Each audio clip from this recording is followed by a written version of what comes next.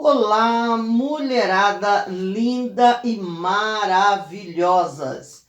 Olá, machaiada também, linda de Deus. Sejam todos bem-vindos. Eu quero compartilhar com vocês hoje. Antes de qualquer compartilhamento, né? Eu gostaria de parabenizar ao mês de agosto. Olha que mês interessante. Nós temos algumas coisas bem interessantes nesse mês para se compartilhar. Primeiro, domingo, dia 8, segundo domingo do mês, foi o Dia dos Pais. Então, quero parabenizar a todos os pais, pais de coração, pais biológico, pelo seu dia. Obrigado pela sua existência, pela tua presença, por todas as histórias vividas, encantadoras dos pais. Mas também, nessa mesma data, eu gostaria de parabenizar a Mãe Paz. O feliz Dia da Mãe Paz. Por quê? Porque nós sabemos que nós temos um número enorme de mulheres que, por diversas situações, criaram e criam e criarão seus filhos sozinha, exercendo o papel materno, mas também exercendo o papel paterno, com tantas guerras e tantas lutas e tantas críticas, mas que consegue com maestria fazer, formar pessoas espetaculares. Então, minha querida, para você que é mãe e pai, ainda há tempo, feliz Dia dos Pais. E eu quero dizer uma coisa para você. Se alguém chegar a dizer para você, mas existe, como teve aquelas ideias assim de família que não é família porque não tem o pai, a mãe e os filhinhos, dá uma gargalhada na cara desses e seja muito feliz e que Deus abençoe muito a tua participação numa sociedade linda e maravilhosa e que Deus abençoe a tua família. Família linda. Beijo no coração. Outro detalhe também que eu gostaria de falar é uma data especialérrima para mim e, lógico, para minha família.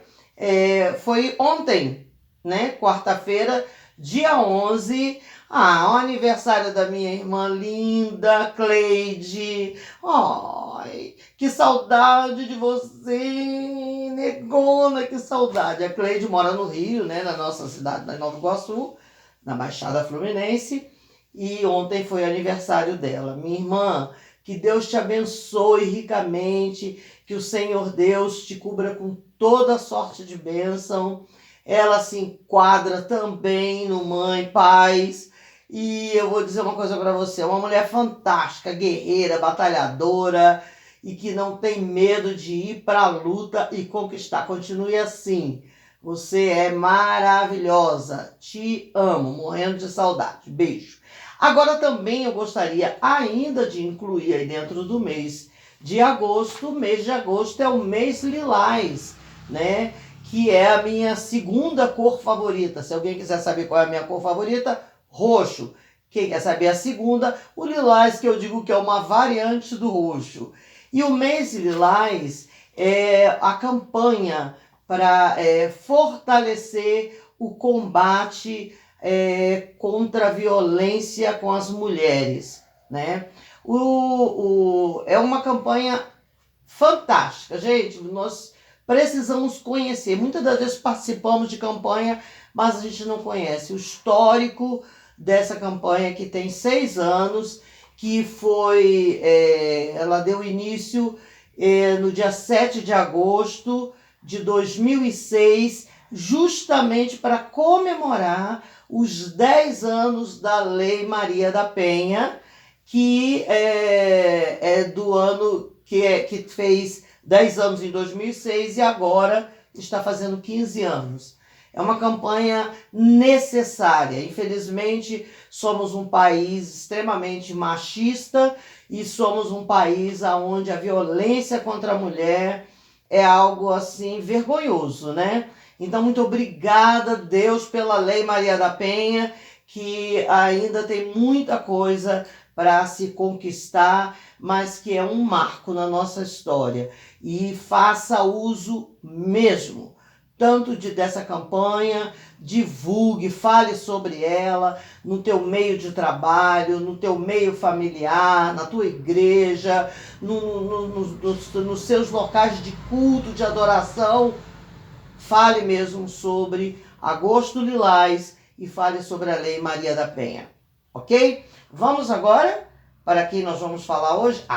Vamos falar de uma mulher que há muito tempo, desde o início do canal, no ano passado, que eu sinto vontade de falar sobre ela e agora chegou o momento, né? Eu quero convidar você para conhecer um pouquinho sobre Agar. Agar, ela foi uma escrava egípcia. Bom, como o texto é extremamente longo, porque afinal de contas, para vocês terem uma ideia, no livro de Gênesis, e toda essa história que ela dá início lá no capítulo 12, se não me engano bem, e vai correndo e vai até o capítulo 21. Então, eu gostaria de fazer um breve resumo, né? Como são vários capítulos, vamos fazer um breve resumo. O que aconteceu?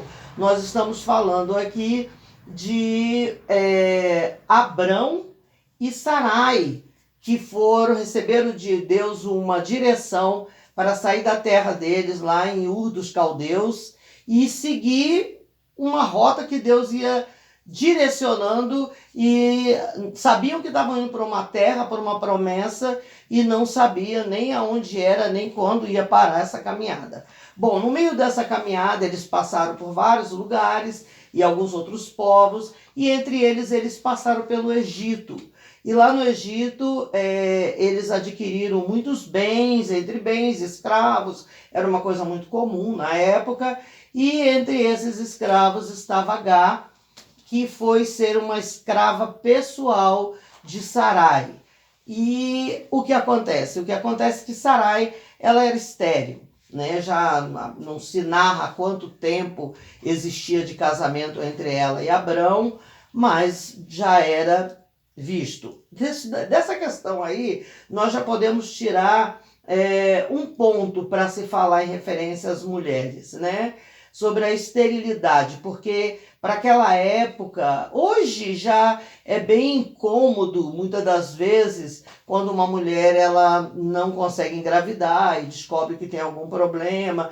Infelizmente, ainda existe um peso que é colocado sobre nós, e naquela época muito pior, porque era basicamente a mulher, a função dela era reproduzir. E se ela não conseguia, então se tornava uma coisa muito mais crítica, pesada, uma cobrança, inclusive, se dava até ao homem ter o direito de ter um segundo casamento para que ele pudesse ter filhos nesse segundo casamento. O que acontece é que Deus tinha dado uma promessa para Abrão que ele ia ser pai de uma multidão, de uma grande nação.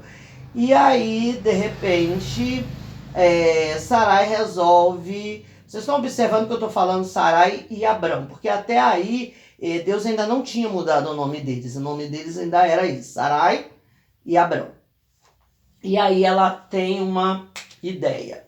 E essa ideia era o quê? Pegar a escrava Agar e chegou para o marido e falou: olha, você tem relações com ela, e aí os filhos que ela tiver, a gente, né, vamos nos apossarmos desses filhos, basicamente é isso, e eu vou ter filhos através dela.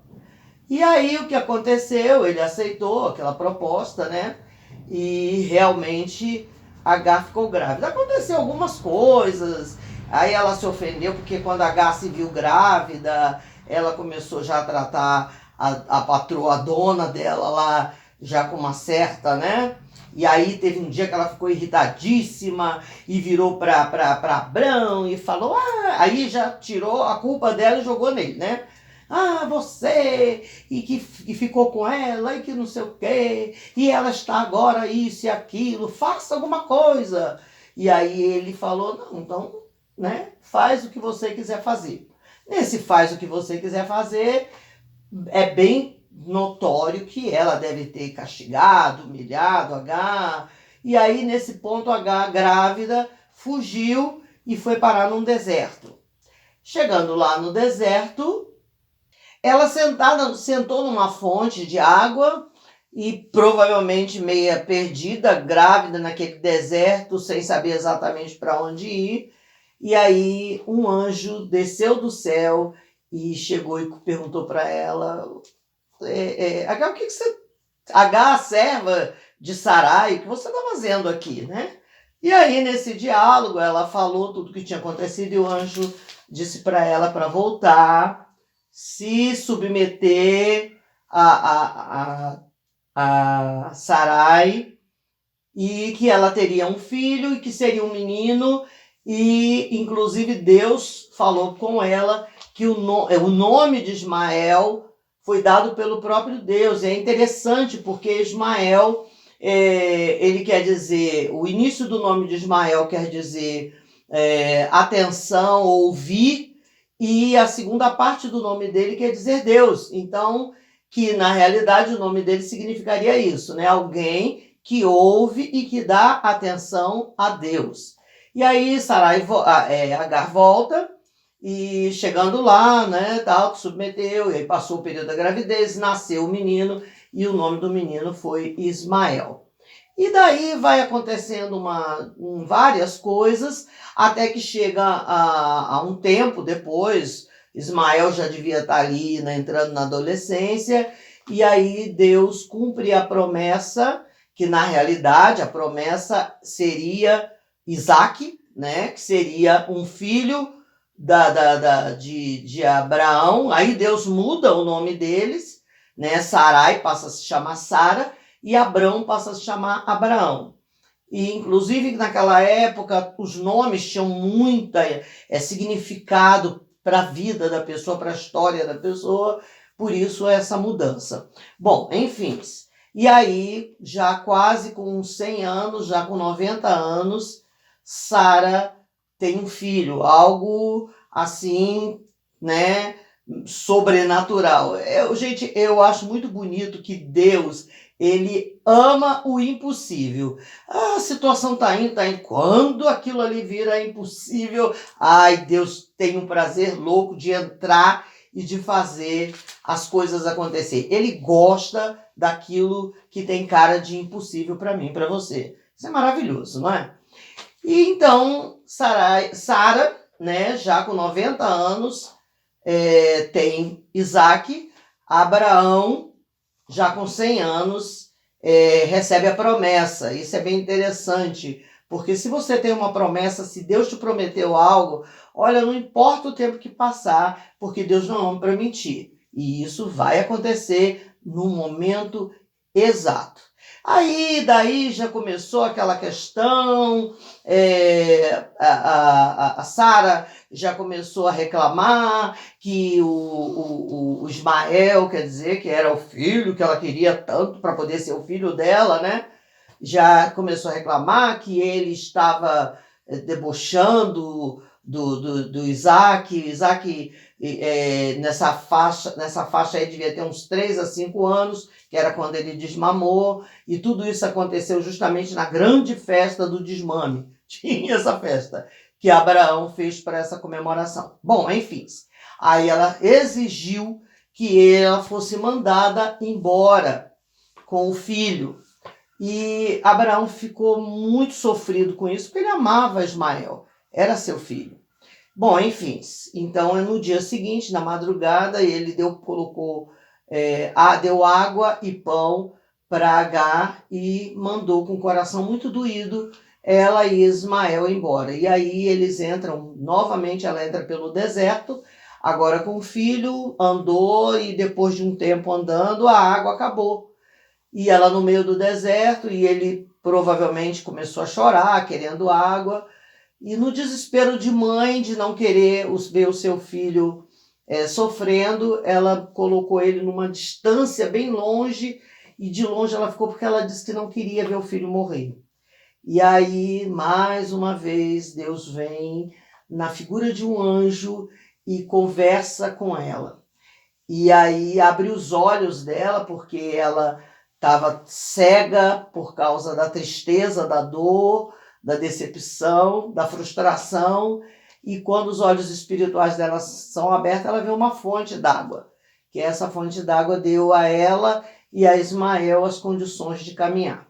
Mas o interessante é que Deus falou com ela que ele não seria, para ela não se preocupar, ele seria alguém de muita importância. Dele surgiria um grande povo, uma grande nação, os ismaelitas, que são hoje todo o povo árabe que nós conhecemos, né, dos vários países. E ele casou, ele teve 12 filhos, seus 12 filhos foram príncipes, e tem aí, né, toda essa geração que nós vemos aí do mundo árabe, que são todos descendentes de Ismael, todos filhos de Ismael, todos descendentes de Abraão. O que isso nos faz pensar sobre tudo isso, principalmente sobre essa questão do mês de agosto, é o mês lilás, sobre a Lei Maria da Penha, sobre todas essas coisas que nós temos visto no Brasil, no mundo, em referência à questão das mulheres. Eu queria destacar nessa situação algumas coisas que eu achei muito interessantes em referência a H. Primeiro, H era uma escrava. Amados, amadas, nós temos tido tantas mulheres presas, acorrentadas, em verdadeiras escravidões emocional, física, psicológica, por sofrerem agressões, violências físicas, emocional, e essas mulheres precisam de serem libertas. Nós precisamos ficarmos atentos a isso. Às vezes ouvimos conselhos que diz que você tem que ter paciência, tem que esperar, ruim com ele, pior sem ele. Não. Hoje existe telefones para se denunciar, existe leis que protegem, que favorecem, porque mesmo com essas leis nós vemos como a violência é terrível, como as coisas são terríveis. Um outro ponto que me chama muita atenção é que quando Sarai falou com Abrão que daria a escrava, ela já estava usando o direito de posse da vida de Agar como escrava e se achando no direito dela gerar, dela ter um relacionamento com um homem que não sabia se ela queria ter ou não. E quando os filhos nascessem, no caso foi só um filho, Ismael, ela ia se apossar da maternidade desse filho. Então, muitas mulheres têm perdido o direito de ser mãe, porque há poucos dias eu vi uma matéria de uma mulher que ela era do estado do Sul, acho que do Rio Grande do Sul, e não lembro bem agora o porquê. Ela tinha um casal de filhos e quando se separou do marido, ele tirou dela o direito de ter contato com os filhos, e ela veio morar no Goiás. E agora, depois de 30 anos sem contato com os filhos, ela conseguiu, através da rede social, descobrir os filhos, e eles vieram aqui para o Goiás encontrar com ela agora essa semana, e foi algo assim lindo, maravilhoso de ver. Então, quantas mulheres são roubadas nos seus direitos de maternidade ou nos seus direitos em outras e tantas áreas profissionais, sabe?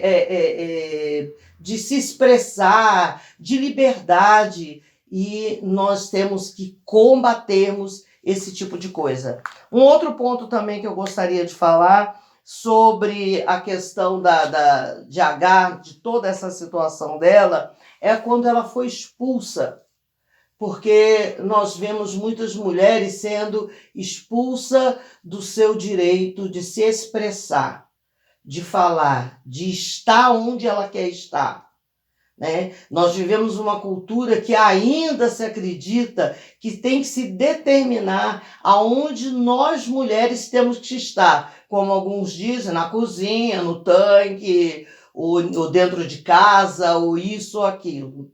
Então, hoje, para que nós possamos fechar essa semana, esse dia de hoje, esse mês que não vamos fechar, porque ainda temos ainda, ou estamos ainda chegando no meio do mês ainda, eu quero dizer para você, seja livre, procure o que é teu direito, sabe? Não se deixe dominar por uma cultura ultrapassada, né? Horrível. Existem leis, tá? Existe trabalhos, existem pessoas que estão realmente envolvidas para que nós possamos ver mulheres sendo libertas de todas essas coisas e tendo o direito de viver as maravilhas que Deus nos concedeu.